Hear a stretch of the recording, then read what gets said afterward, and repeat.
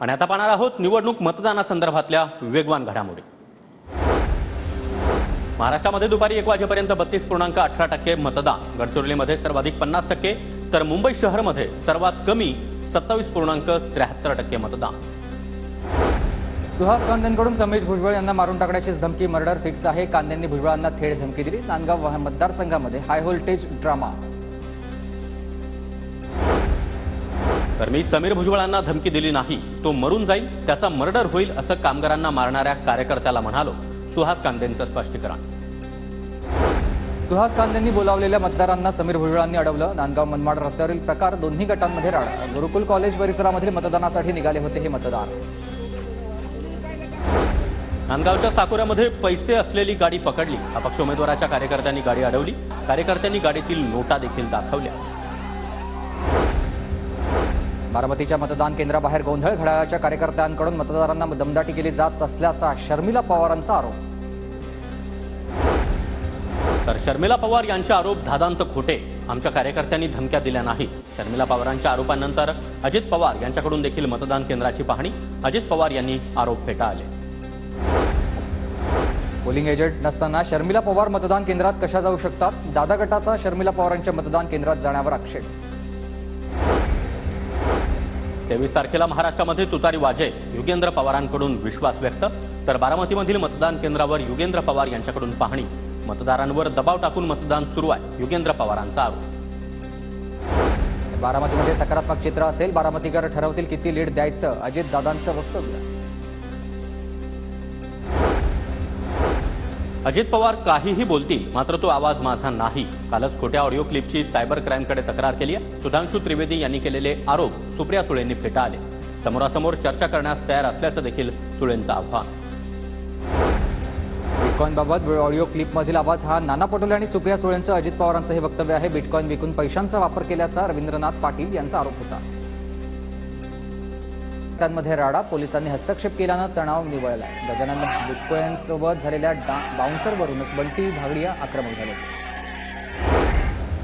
वरळीमध्ये मनसेकडून शिंदे गटाच्या पदाधिकाऱ्यांविरोधात पोलिसात तक्रार, राज ठाकरेंच्या बनावट सहीच्या पत्राचं मतदारसंघात वाटप।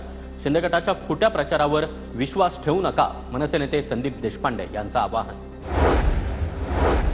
परळी मतदारसंघात शरद पवार गटाचे नेते माधव जाधवांना मारहाण केल्याचा आरोप। धनंजय मुंडेंचे कार्यकर्ते कैलास फड यांनी मारहाण केल्याचा आरोप।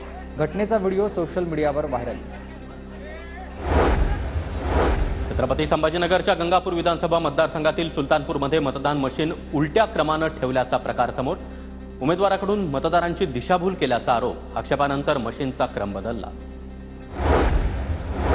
नवी मुंबईमधील नेरोळच्या शिवाजीनगर मतदान केंद्राजवळ राउटर आढळलेत। शिवाजीनगर मतदान केंद्राजवळील एका वाहनात राउटर आढळले। तुर्भे पोलिसांकडून प्रकरणाचा तपास सुरू झाला आहे। सिल्लोड तालुक्यातील घटांगरी गावामध्ये 2 गटात राडा, मतदान केंद्रावर मतदान करण्याच्या कारणावरून तुंबळ हाणामारी।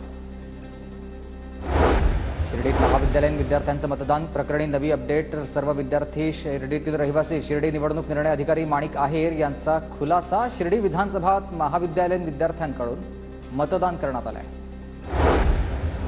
धुळ्यामध्ये भाजप आणि वंचित बहुजन आघाडीच्या कार्यकर्त्यांमध्ये राडा, पैसे वाटपाच्या संशयावरून कार्यकर्ते भिडले, राडा करणारे कार्यकर्ते पोलिसांच्या ताब्यात। उल्हासनगरमध्ये भाजप उमेदवार कुमार आयलानी यांनी पैसे वाटप असल्याचा आरोप आहे। कुमार आयलानी यांच्या कार्यालयाबाहेर महिलांचा गोंधळ, मनसे उमेदवार भगवान भालेराव यांचा आयलानींवर आरोप आहे। एकनाथ शिंदेंच्या विक्रोळीमधील शिवसेना शाखांना भेटी, मतदान केल्यानंतर उद्धव ठाकरे आणि शिंदेंच्या विविध शाखांना भेटी गाठी। नागपूरमध्ये देवेंद्र फडणवीसांकडून प्रत्येक बूथवर पाहणी, बूथवर भेट देत फडणवीसांकडून कार्यकर्त्यांच्या उत्साहात वाढ करण्याचा प्रयत्न। उद्धव ठाकरे यांच्याकडून मुंबईतील शाखांचा आढावा घेऊन ठाकरेंकडून मतदान प्रक्रियेची माहिती। त्यांमध्ये राडा, पोलिसांनी हस्तक्षेप केल्यानं तणाव निवळलाय। गजानन बिटकॉईनसोबत झालेल्या बाउन्सरवरूनच बंटी भागडिया आक्रमक झाले।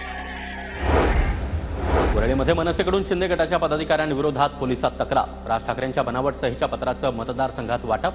शिंदे गटाच्या खोट्या प्रचारावर विश्वास ठेवू नका, मनसे नेते संदीप देशपांडे यांचं आवाहन। परळी मतदारसंघात शरद पवार गटाचे नेते माधव जाधवांना मारहाण केल्याचा आरोप। धनंजय मुंडेंचे कार्यकर्ते कैलास फड यांनी मारहाण केल्याचा आरोप। घटनेचा व्हिडिओ सोशल मीडियावर व्हायरल। छत्रपती संभाजीनगरच्या गंगापूर विधानसभा मतदारसंघातील सुलतानपूरमध्ये मतदान मशीन उलट्या क्रमाने ठेवल्याचा प्रकार समोर. उमेदवाराकडून मतदारांची दिशाभूल केल्याचा आरोप. आक्षेपानंतर मशीनचा क्रम बदलला. नवी मुंबईमधील नेरोळच्या शिवाजीनगर मतदान केंद्राजवळ राउटर आढळलेत. शिवाजीनगर मतदान केंद्राजवळील एका वाहनात राउटर आढळले. तुर्भे पोलिसांकडून प्रकरणाचा तपास सुरू झाला आहे. सिल्लोड तालुक्यातील घटांगरी गावामध्ये 2 गटात राडा. मतदान केंद्रावर मतदान करण्याच्या कारणावरून तुंबळ हाणामारी. शिर्डीत महाविद्यालयीन विद्यार्थ्यांचं मतदान प्रकरणी नवी अपडेट. सर्व विद्यार्थी शिर्डीतील रहिवासी. शिर्डी निवडणूक निर्णय अधिकारी माणिक आहेर यांचा खुलासा. शिर्डी विधानसभा महाविद्यालयीन विद्यार्थ्यांकडून मतदान करण्यात आलं आहे. धुळ्यामध्ये भाजप आणि वंचित बहुजन आघाडीच्या कार्यकर्त्यांमध्ये राडा. पैसे वाटपाच्या संशयावरून कार्यकर्ते भिडले. राडा करणारे कार्यकर्ते पोलिसांच्या ताब्यात. उल्हासनगरमध्ये भाजप उमेदवार कुमार आयलानी यांनी पैसे वाटप असल्याचा आरोप आहे. कुमार आयलानी यांच्या कार्यालयाबाहेर महिलांचा गोंधळ. मनसे उमेदवार भगवान भालेराव यांचा आयलानींवर आरोप आहे. एकनाथ शिंदेंच्या विक्रोळीमधील शिवसेना शाखांना भेटी. मतदान केल्यानंतर उद्धव ठाकरे आणि शिंदेंच्या विविध शाखांना भेटी गाठी. नागपूरमध्ये देवेंद्र फडणवीसांकडून प्रत्येक बूथवर पाहणी. बूथवर भेट देत फडणवीसांकडून कार्यकर्त्यांच्या उत्साहात वाढ करण्याचा प्रयत्न.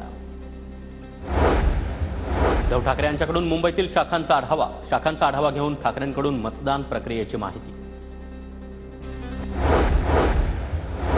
अजित पवारच मुख्यमंत्री होणार. दादाच किंगमेकर ठरणार. जय पवार यांच्याकडून विश्वास व्यक्त. सर्व आकड्यांचा खेळ आहे. अजितदादा मुख्यमंत्री होतील का या प्रश्नावर सुनेत्रा पवार यांचं उत्तर.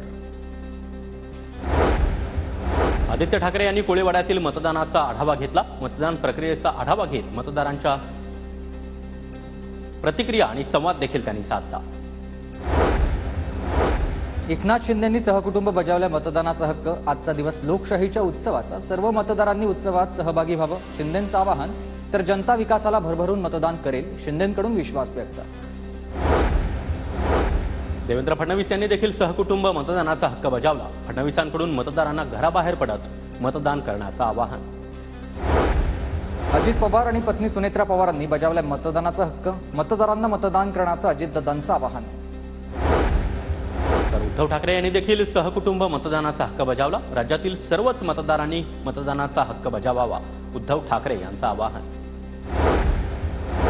शरद पवारांनी मतदानाचा हक्क बजावला. शरद पवारांनी पत्नी प्रतिभा पवारांसोबत मतदान केलं. मतदारांना मतदान करण्याचं पवारांचं आवाहन.